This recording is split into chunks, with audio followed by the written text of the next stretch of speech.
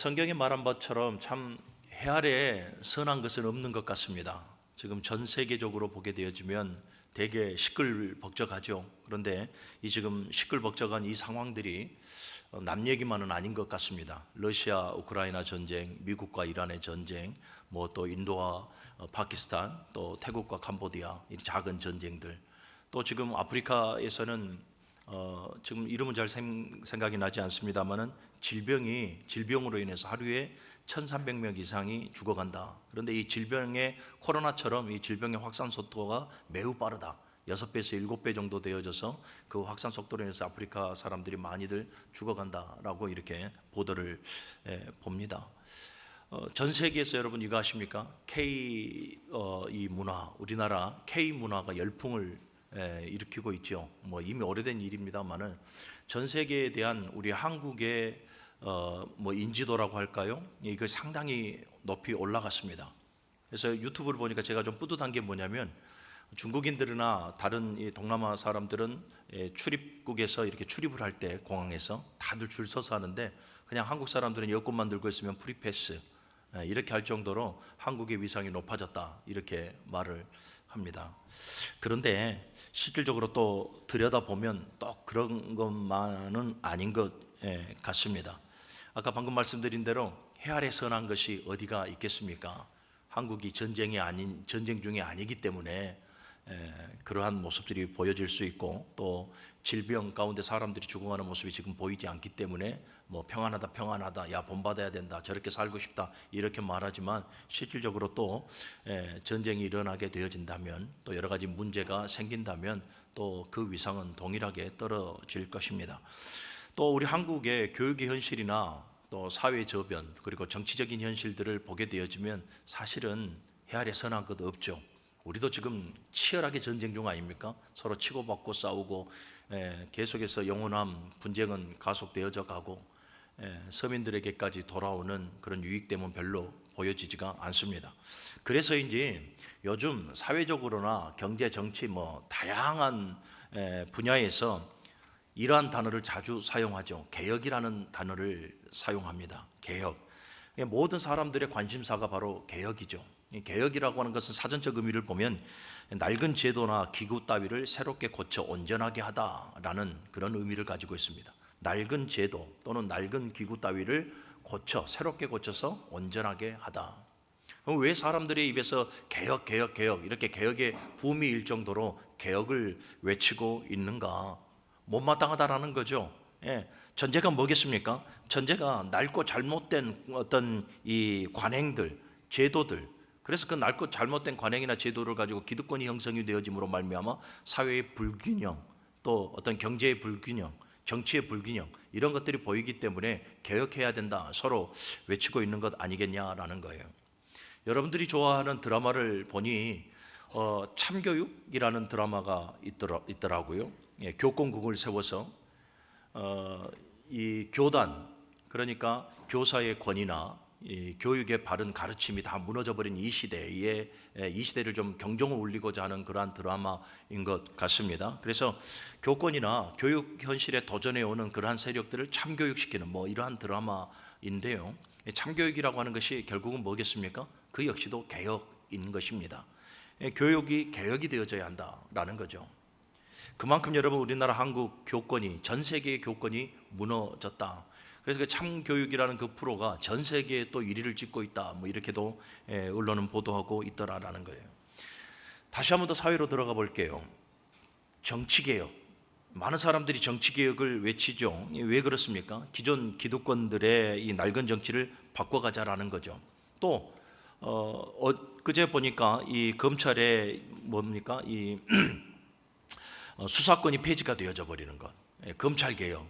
왜 검찰개혁이라고 말씀하겠습니까? 이 검찰에게 지나친 권력이 부여됨으로 말미암아서 검경 또는 검언 이런 유착계 현상들이 보이니까 이를 막고자 하는 것 아니겠습니까? 그래서 수사권을 분리하자라는 것이고, 또 이 고위 공직자 부패를 잡기 위해서 또 이 공수처를 설치를 또 했고, 다양한 개혁의 방안들을 서로 이렇게 내놓아서 실천하고 있는 것을 보게 됩니다.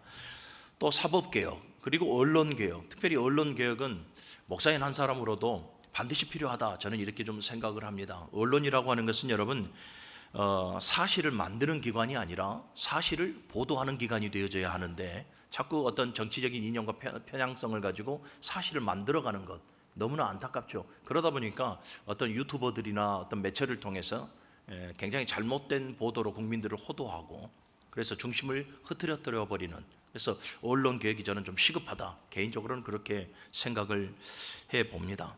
자, 왜 사람들이 개혁한다고요? 왜 다들 개혁을 이루어내야 한다라고요? 아까 말씀드린 대로 전제가 되어지는 것이 있으니 먼저는 낡고 잘못된 관행이나 제도들 그러한 모든 것들을 다 타파하자라는 그런 전제가 들어 있는 것이죠. 여러분, 성경을 보고 기독교 역사를 보더라도 이 개혁가들이 많이 보입니다. 이 개혁가들이 많이 보인다라는 것은 성경의 역사 속 또 기독교 역사 속을 보더라도 정말 잘못된 종교의 지도자들, 잘못된 그러한 신념을 가지고 있는 성도들의 폐단이 그만큼 많았다 하는 것을 알 수가 있는 것이지요.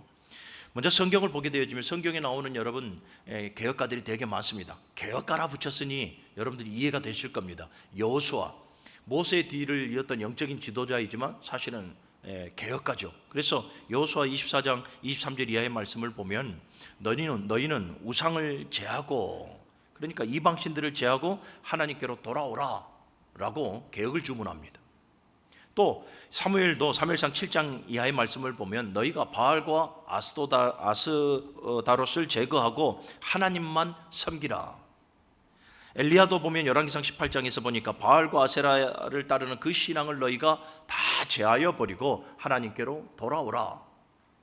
요시야 왕도 마찬가지죠. 열왕기하 20장 11절 이하의 말씀을 쭉 보면 이 당시의 지도자들과 그 지도자들의 잘못된 관행을 따르고 있었던 많은 사람들, 사회의 이 당시의 지도자들을 보게 되어지면 기득권을 형성을 해요. 그래서 이 사회의 부정과 이 불의를 가지고 백성들을 신랄하게 괴롭혔던 그러한 층들이거든요. 그들을 향해서 너희가 철저히 회개함으로 말미암아 하나님께로 돌아오라. 그래, 이들은 왕이었고 선지자였고 영적인 리더자를 떠나서 바른 신앙의 길로 이끌었던 개혁가들이었더라라는 것입니다. 기독교 역사를 보게 되더라도 우리는 마틴 루터의 종교개혁을 잘 알죠. 1517년 10월 31일 이 비텐베르크 성당 입구에 95개의 방방문을 올려놓고 종교개혁을 단행을 하죠. 이 95개의 방방문이 무엇입니까? 개혁해야 될 내용들입니다. 개혁해야 될 그 내용들 95개를 올려놓고 종교개혁을 단행하게 되어지죠. 이처럼 루터가 종교개혁을 단행한 이유가 또 무엇입니까? 캐톨릭의 이 타락 때문에 그래요. 캐톨릭의 타락과 부패, 낡은 전통과 제도, 잘못된 교리들 때문에 결국은 95개의 이 개혁해야 될 그러한 답을 가지고 종교개혁을 단행하게 되어졌다. 캐톨릭의 그럼 잘못되어진 교리나 잘못되어진 행태가 무엇인가? 몇 가지 여러분들에게 좀 도움을 드리고자 몇 가지만 말씀을 드려본다면 성경에도 없는 미사를 드리죠. 미사제를 드립니다. 그리고 천국과 지옥 사이에 무엇이 있다라고 말을 합니까? 연옥이 있다라고 말을 하죠. 여러분, 천국과 지옥밖에 없어요. 연옥이라는 것은 없는 것이죠. 그래서 여러분, 이 연옥설을 주장함으로 말미암아서 또 하나 잘못된 교리를 가르쳐요. 그게 뭐냐면 잉여구원이에요. 그러니까 죽은 자들이 천국과 지옥으로 가기 전에 천국과 지옥 사이에 있는 이 연옥에 머물게 되어지는 것이고, 그리고 누군가의 가족의 일원이면 가족의 일원입니다. 누군가의 이 착한 선행, 선한 일, 넘치는 그러한 일들을 가지고 잉여 구원을 받을 수 있다라는 거. 일례로 들자면 제가 구원을 받는 데에 선한 일을 100%만 하면 되는 거예요. 그런데 너무나 착하고 선한 일들을 열심으로 함으로 말미암아서 150%의 넘치는 착한 일을 했어요. 100%만 받으면 구원받으니까 50%는 남죠. 50% 갖고 뭐예요? 연옥에 있는 사람들, 내 형제 자매들을 구원해내는 데 사용하는 거예요. 쉽게 여러분들에게 해석을 해서 좀 드리자면, 그래서 이것을 잉여 구원이라 이렇게 말을 합니다. 여러분, 구원이라고 하는 것은 오직 예수 그리스도를 믿는 믿음에서 이루어진다는 것을 기억하시기를 바랍니다. 또한 면죄부를 판매합니다. 면죄부를 판매했다라는 것은 그들이 캐톨릭의 이 지도층들이 어디에 가 있었다라는 말이 되어집니까? 사람을 심판하는 대상이 있는 위치에 가 있다라는 거예요. 그리고 마리아를 숭배하고 행위구원을 강조하고 또 더 나아가서는 성경 외의 외경들, 정경화되지 못한 외경들을 가르칩니다. 그리고 아주 핵심적으로 짚어야 될 것이 뭐냐면 교황무호설입니다. 교황무호설. 신이 교황을 세웠으므로 교황은 죄가 없다. 그래서 이 교황무호설을 주장하면서 교황의 권위를 성경의 권위 위에 두고 있었다라는 거죠. 그래서 이러한 이 낡은 전통이나 잘못된 그 교리들, 그래서 이 95개의 이 개혁의 문구를 올려놓고 개혁을 단행하게 되었다. 이 불의 앞에 목숨을 내어놓고 종교개혁을 단행하였다라는 거죠. 그리고 이 루터의 또한 이 종교개혁의 그 기치를 따라 행했던 사람들이 또 많이 있습니다. 스위스의 찌븐길르나 프랑스의 우리 개혁신의 뿌리가 되어지고 있는 존 칼빈, 그리고 이 스코틀랜드의 존 락스, 이런 분들이 다 종교개혁의 그 기치를 받아들여서 종교개혁을 단행함으로 말미암아 오늘날의 개신교가 생기게 되어진 것이죠. 자, 이처럼 많은 개혁가들이 있었습니다. 성경 속에서도, 그리고 우리 기독교 역사 속에서도 많은 개혁가들이 있습니다. 그런데 많은 개혁가들이 있어 당시에 많은 사람들에게 사실은 울림은 줬을 것입니다. 신앙에 잘못 살아왔던 행태들, 그리고 기득권들에게 이 울림은 주었을 겁니다만은 온전한 개혁을 만들지도 못했고 온전한 개혁을 이루어내지도 못했죠. 왜 그렇습니까? 사람의 무능함이 있었기 때문에 그러고 해 아래 선한 것이 없기 때문에 그렇습니다. 자, 그런데 완전한 개혁자가 있습니다. 완전한 개혁가, 완전한 개혁을 이루는 개혁의 주체가 되시는 분이 있습니다. 바로 예수 그리스도이십니다. 할렐루야. 여러분, 성경 속에 나왔던 많은 개혁가들이나 우리 기독교 역사에 나왔던 많은 개혁가들 다 모두가 다 개혁의 주체가 되어지지는 못합니다. 나름대로 눈으로 보는 것이 있고 나름대로 신학을 했기 때문에 여러 가지 비교해서 진리가 무엇이고 비진리가 무엇이고를 판가름하여서 개혁의 기치를 걸면서 개혁해보자 라고 들은 말은 했으나 여러분, 그들 또한 개혁의 주체가 되어지지는 못합니다. 진정한 개혁의 주체는 오직 예수 그리스도 뿐임을 여러분들이 믿으시기를 바랍니다. 사랑하는 여러분, 예수 그리스도의 개혁을 보십시오. 이 많은 역사 속에 나오는 개혁가들과 근본적인 차이가 있습니다. 많은 개혁가들이 왜 무너졌습니까? 어느 상황에서 무너졌습니까? 인간적인 한계에 부딪혀서 무너졌고 시대적인 배경 앞에서 무너졌고 또 현실의 벽 앞에서 그들이 그토록 이루고자 했던 그 개혁의 모든 것들이 다 무너지는 것을 보게 되죠. 그런데 우리 예수님은 인간적인 한계를 초월하신 분입니다. 시대적인 모든 아픔의 배경들을 다 이겨내신 분이고 또 이 현실의 벽도 능히 이겨내셨던 분이 바로 우리 주 예수 그리스도이십니다. 이 율법주의에 빠져 있고 외식하는 이 당시의 많은 지도층들이나 사람들에게 오늘 마태복음 5장과 6장과 7장에서는 하나님 나라, 그리고 하나님 나라의 백성으로서의 합당한 삶이 무엇인가에 대한 새로운 패러다임을 제시하고 있습니다. 모세의 율법을 재해석해 주고 있다라는 거죠. 그래서 정말로 하나님께서 지금 너희들에게 말하고자 하는 것이 무엇인가에 대해서 예수님께서 새롭게 그들에게 제시해 주고 있어요. 지금 유대인들을 보십시오. 그들은 율법을 자랑하고 율법주의에 매여 살아가다 보니까 상대를 늘 어떤 잣대로 바라보고 있습니까? 비판의 잣대로 바라보는 거죠. 그리고 정죄의 잣대로 바라보는 거예요. 그러다 보니까 그들에게 무엇이 사라지고 뭡니까? 사랑이 식어져 버리고 말죠. 사랑이 없어요. 이처럼 율법의 잣대로 상대를 비판하고 정죄하는 이 종교 지도자들과 그들을 또 추앙하는 모든 세력들을 향해서 사랑이 식어져 버렸으니 그들을 향해서 지금 말씀하시는 바가 방금 말씀드린 대로 모세 율법을 온전하게 해석을 해주는 거예요. 온전하게 해석을 해주면서 야, 율법의 참된 정신이 뭔지 아냐? 율법의 참된 정신이 상대를 힐난하고 비판하고 정죄하는 것이 아니라 율법의 참된 정신은 하나님을 사랑하고 내 이웃을 사랑하는 것이다. 하나님을 사랑하고 내 이웃을 사랑하는 것이다. 이것을 지금 예수님께서 일깨워주고 있더라라는 겁니다. 무엇보다도 여러분, 많은 이 개혁가들과의 근본적인 차이가 무엇인가를 봤을 때에 예수님은 이 개혁의 어떤 기조만을 세우고 개혁하자라고 외치기만 하셨던 분이 아니라 실질적으로 하나님의 나라에 합당한 그러한 성도로서의 삶을 살아갈 수 있도록 죄와 이 사망이라고 하는 근본적인 문제를 해결해 주셨습니다. 어떠한 개혁가도 이 죄와 사망의 문제를 해결해 주지 못하죠. 모두가 다 슬로건을 앞세우고 모두가 다 외치긴 하였으나 여러분, 이 죄와 사망의 문제, 하나님의 나라에 합당한 하나님의 백성으로서의 그 삶을 위하여 십자가 위에서 죄와 사망의 문제를 해결해 주신 분은 오직 예수 그리스도 뿐이더라라는 것입니다. 모든 인류가 고민하는 이 근본적인 이 문제를 주님께서 해결해 주시고 개혁의 방안을 성취해 주신 분이 바로 예수 그리스도이십니다. 그래서 여러분, 개혁의 주체는 오직 예수 그리스도밖에 없다라는 것이죠. 할렐루야. 그렇습니다. 예수님께서, 여러분, 예수님의 공생애를 쭉 묵상해 보십시오. 예수님의 개혁은 단순히 성전에서, 예루살렘에 입성했을 때 성전에 가서 장사치들을 향해서 노끈으로 채찍을 만들고 상으로 뻗고 그들을 내어 쫓으시지 않습니까? 그러니까 그들을 내어 쫓는 데에서 끝나지 않습니다.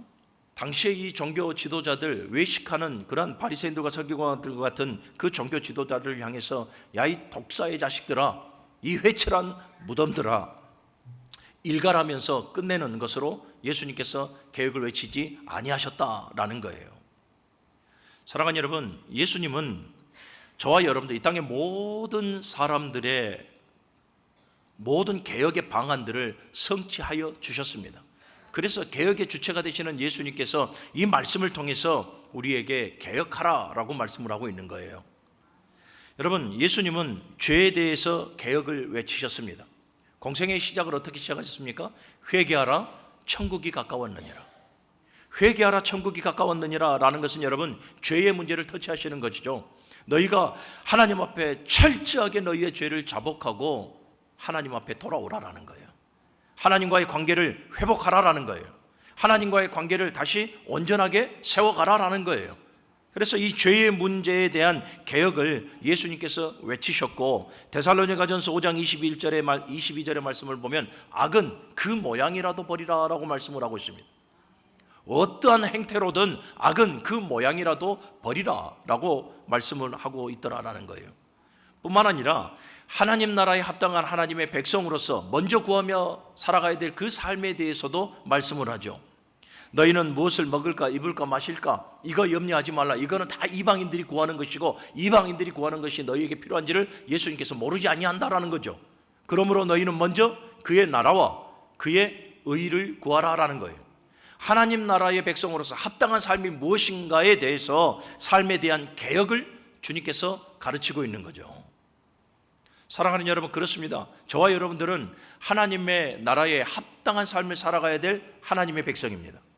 무엇을 먹을까, 입을까, 마실까, 이거 염려하고 세상에 몰두하며 내 삶이 세상 한복판에서 보여지는 것이 아니라 비록 내 삶이 세상 한복판에서 땀 흘려 수고하는 삶을 살아가는 현장일지라도 그곳에서 빛과 소금의 사명을 감당하는 성도가 되어져야 한다는 겁니다.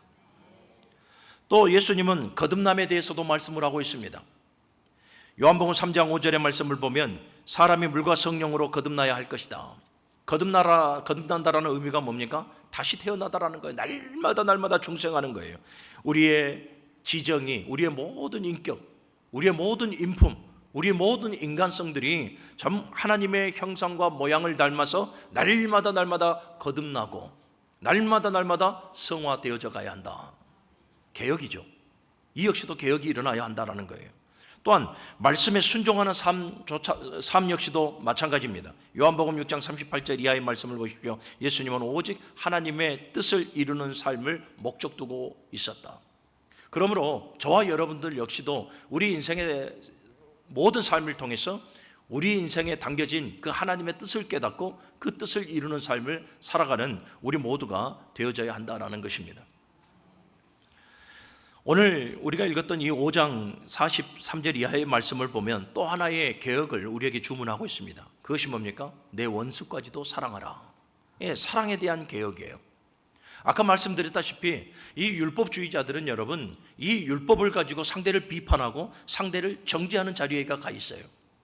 자신들이 개혁의 주체의 자리에 가 있다 이 말이에요. 개혁의 대상들이. 그런데 오늘 그들을 향해서 하나님께서 말씀하시기를 원수까지 사랑하라. 율법적으로는 뭡니까? 원수하고 말을 섞어서는 안 돼요. 원수들과는, 죄인들과는 상대해서도 안 돼요. 그런데 오늘 예수님께서는 그들에게 이 모세의 그 율법을 새롭게 깨닫게 해주시는 겁니다. 원수까지 사랑하라. 이것이 율법이 너희들에게 가르치는 참된 가르침이다라는 거예요. 할렐루야. 사랑하는 여러분, 그렇습니다. 하나님께서 율법을 주신 것은 서로 비판하고 정죄하고 그런 의미로 우리에게 율법을 주시는 것이 아니라 하나님을 사랑하고 또 내 이웃을 사랑하라 라고 하여 하나님께서 우리에게 이 율법을 주셨음을 믿으시기를 바랍니다. 그러므로 사랑하는 여러분, 저와 여러분들은 늘 원수까지도 사랑하는 이 삶에 충실히 해야 한다.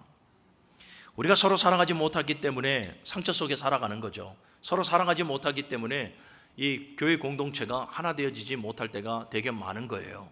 우리 그거 하지 말자라는 거죠.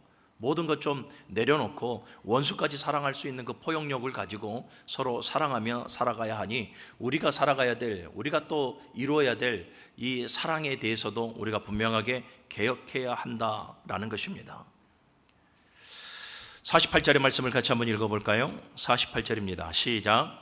그러므로 하늘에 계신 너희 아버지의 온전하심과 같이 너희도 온전하라.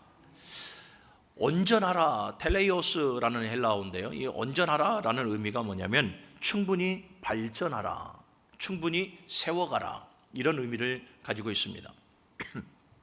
저는 이 온전하라 이 말을, 이 텔레이오스라는 이 충분히 발전하라, 또 충분히 세워가라 이 말을 개혁이라는 단어로 바꿔서 오늘 여러분들에게 지금 말씀을 전하고 있는 거죠. 왜냐하면 틀린 말은 아닐 겁니다. 하나님께서 온전하신 것 같이 우리 모두도 다 개혁해 나아가야 한다라는 거예요. 아멘. 여러분, 그렇지 않습니까? 예수 그리스도를 통해서 우리는 잃어버린 하나님의 모양과 형상을 계속해서 회복해 나아가지 않습니까? 그러니까 뭐예요? 개혁이죠. 그러니 여러분, 하나님의 그 온전하심대로 날마다 우리도 어떻게 해야 됩니까? 이 텔레이오스, 날마다 충분하게 발전하고 충분하게 성장하고 충분히 개혁해 나아가야 한다라는 것입니다. 사랑하는 여러분, 저와 여러분들은 어제의 모습과 오늘의 모습과 내일의 모습이 달라야 합니다. 어제 내가 이러저러한 죄로 살아왔다면 오늘 우리는 그 죄를 멀리하고 미워해야 하며 내일은 아예 그 죄의 자리에서 벗어나야 합니다. 우리가 기도할 때에, 제가 금요성령 집회 때도 말씀드렸지만 우리가 기도할 때에 날마다 회개하지 않습니까? 그런데 여러분, 회개의 내용을 가만히 한번 보십시오.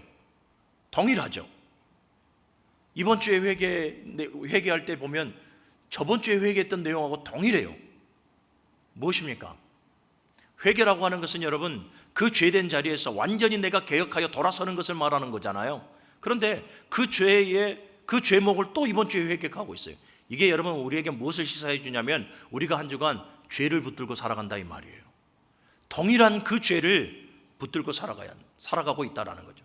여러분, 우리는 죄와 사망의 권세를 이기신 예수 그리스도의 그 십자가의 은혜를 붙들며 살아가는 존재가 되어져야 하거든요. 그런데 우리가 왜 자꾸 날마다 어제 무너졌던 그 죄를 또 지고 살아가고 또 붙들고 살아가냐 이 말이에요. 여러분, 죄에서 자유함을 얻기를 바랍니다. 어제 내가 범했던 그 죄를 인식한다면 그 죄를 멀리하고 미워하고 대적하십시오. 이것이 개혁입니다. 할렐루야. 날마다 매 순간순간 와서 하나님, 지난주에 또 이러한 죄를 졌습니다. 또 이러한 죄를 졌습니다. 여러분, 이거는 뉘치음이죠. 죄라고 하는 것은 죄의 자리에서 하나님께로 완전히 돌아서는 거거든요. 그런데 이것이 죄입니다, 하나님 내가 죄를 범했습니다 라고 하는 것은 자기 만족을 위한 뉘침의 선인 거죠. 회개는 완전히 그 자리를 돌아 하나님을 만족시키는 자리까지 가야 하는 것. 그러니 여러분, 하루하루의 삶을 죄를 붙들고 사지 말고 주의 은혜를 붙들고 사십시오. 48절 다시 한번 더 보면, 그러므로 하늘에 계신 너희 아버지의 온전하신 것 같이 너희도 온전하라. 텔레이오스. 날마다 여러분 충분히 발전하고 충분히 성장하고 충분히 여러분들을 세워 가십시오. 그것이 개혁입니다. 자, 그러면 이 48절의 말씀처럼 우리가 하나님 아버지의 온전하심처럼 우리 역시도 하나님의 자녀로서 온전해지려면 어떻게 해야 하는가?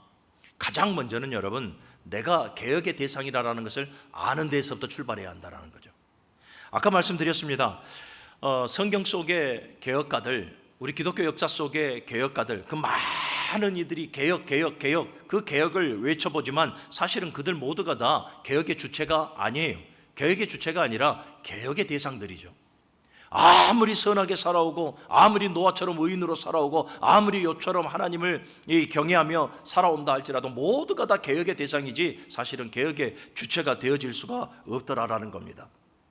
그래서 사랑하는 여러분, 참된 개혁의 시작은 나부터서가 개혁의 대상이라는 것을 아는 데서부터 시작해야 한다. 마태복음 7장 2절의 말씀을 보니까 어찌하여 형제의 티는 보면서 내 눈에 들보는 보지 못하느냐. 이게 우리의 어리석음이고 우리의 약함이죠. 남의 눈에 티는 잘 봐요. 남의 허물은 잘 봐요. 그래서 비판하고 정죄는 해요. 그런데 정작 내 눈에 들보는 보지 못하는 거예요. 그러니까 우리가 교만한 자리에서 우리가 이 개혁의 주체인 줄 알고 상대를 비판하고 상대를 정죄하며 살아가고 있으니 절대로 여러분 이것은 개혁되어지지 않습니다. 변화되어지지 않습니다. 그러니 언제나 겸손한 마음으로 주여, 내가 바로 개혁의 대상입니다. 나부터서 변화되어지기를 원합니다. 내 외식하는 모든 겉모습들이 다 부서지고 깨져버리게 하여 주시옵시고 하나님, 내 내면에서 내 영적인 것에서부터 개혁되어지기를 소원합니다. 사랑하는 여러분, 그렇습니다. 개혁의 시작은 내가 개혁의 대상이라는 것을 알므로부터입니다. 교회 안에서, 가정 안에서, 모든 관계 속에서 네가 아니라 나입니다. 내가 개혁의 대상입니다. 할렐루야. 사랑하는 여러분, 늘 내가 개혁의 대상이라는 것을 먼저 인식할 때에 우리는 성경이 말하는, 또 하나님께서 바라는 온전한 개혁을 이루게 되어지는 것입니다. 그리고 또한 하나님처럼 우리가 온전하게 되어지려면 여러분, 날마다 거듭나야 하는 것이죠. 사도 바울은 이렇게 고백을 하죠. 나는 날마다 죽노라. 날마다 죽노라. 어디에 죽는다라는 것입니까? 예수 그리스도의 그 십자가에 못 박혀 나는 날마다 죽노라라는 거예요. 매일 자기 자신을 십자가에 못 박고 새로워지는 자기 개혁이 사도 바울의 안에서는 끊임없이 일어나고 있었다라는 거죠. 여러분, 영성으로 따지든 스펙으로 따지든 우리가 감히 사도 바울의 발 뒤꿈치라도 가겠습니까? 그럼에도 사도 바울은 자기가 가지고 있었던 모든 것들을 다 배설물로 여기고 예수 그리스도의 그 십자가에 자기 자신이 날마다 못 박혀 날마다 죽노라, 나는 날마다 죽노라, 그 안에 계속해서 자기 개혁이 일어나는 것을 보게 됩니다. 여러분, 우리도 날마다 죽고 또 죽어야 됩니다. 내가 죽어야 내 안에 예수가 살아나는 것이고, 내가 내 뜻이 죽어야 하나님의 뜻이 보이는 것이고, 내 세상의 모든 무력들이 죽어야 하나님의 영광이 드러나게 되는 겁니다. 그러니 여러분, 날마다 죽고 또 죽으십시오. 자, 그리고 또 하나는 뭐냐면 말씀으로 돌아와야 된다. 하나님의 말씀을 붙들어야 된다. 여러분, 성경 속 개혁가들이나 그 다음에 종교 개혁가들, 기독교 역사 속에 나오는 모든 개혁가들을 보게 되어지면 결국은 그들이 지금 개혁을 하자라는 것은 여러분 회복하자, 돌아가자라는 것이죠. 결국 무엇입니까? 어디로 돌아가자라는 것입니까? 솔라 스크립툴라, 하나님 말씀이에요. 하나님의 말씀으로 돌아가자. 왜 그렇습니까? 하나님의 말씀은 완전하기 때문에 그래요.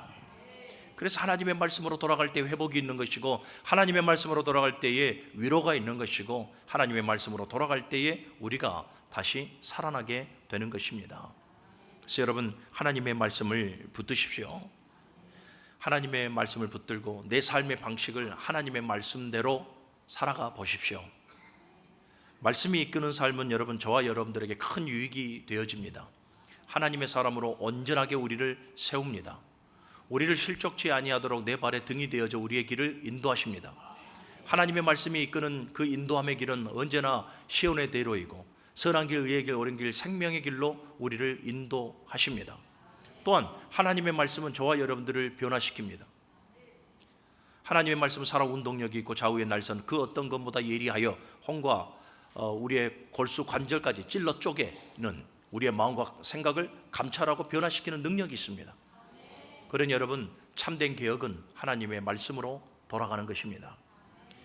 자, 그런데 문제는 뭐냐면 우리는 사실 다 잘 압니다. 무엇을 다 잘 압니까?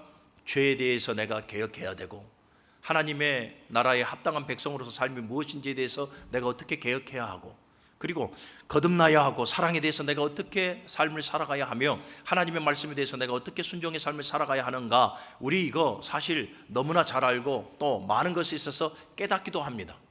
그런데 개혁의 열매가 보여지지가 않습니다. 왜 그렇습니까? 저와 여러분들에게 사실은 우리의 신앙의 삶을 개혁할 만한 능력이 우리에게 있지 않기 때문에 그렇습니다. 그래서 여러분, 우리가 하나님께서 우리로 하여금 원하시는 그 개혁의 수준까지 이르려면 어떻게 해야 하는가?